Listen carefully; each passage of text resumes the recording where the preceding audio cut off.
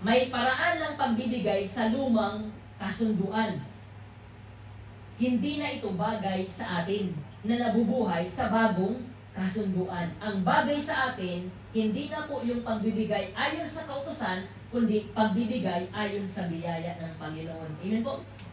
Naiintindihan po ba natin mga kapatid? Amen?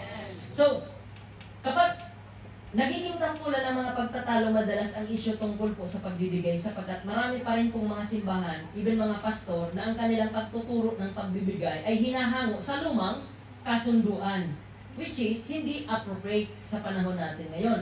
Gayong ang mga tao sa panahon ngayon ay nabubuhay sa bagong kasunduan at itong bagong kasunduan na ito ay mas mainam na kasunduan ayon sa biyaya ng ating Panginoon. Tandaan, dito sa bagong kasunduan, pinagpala ka na ng Panginoon. Amen? Dito sa bagong kasunduan, wala nang transaction between sa'yo at sa Diyos. Ang transaction ay between sa Ama at sa kanyang anak.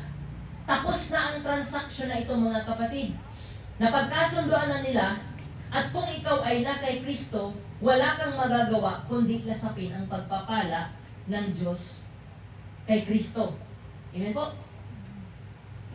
Pabor at biyayang bigay ng Panginoon sa bawat isa sa atin sapagkat ikaw ay beneficiary ng tinapos na gawa ng ating Panginoon sa Kristo. Amen? Beneficiary. Kalabitin mo yung katabi, sabihin mo, ikaw ay beneficiary.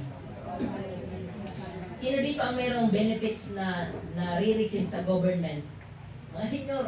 Di ba? Meron kayong senior citizens na benefits. Di ba? So yan po ay benepisyo. Pinagpaguran nyo po ba yung benepisyo na re-receive nyo?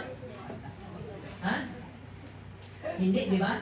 Libre lang, binibigay. Di ko lang alam kung magkano na ngayon, pero sabi may increase daw. Praise God. Amen.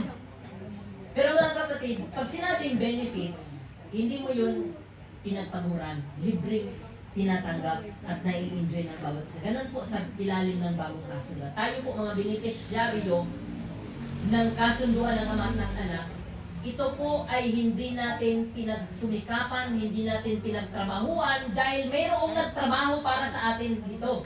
Sino ang nagtrabaho? Si Kristo. Amen po.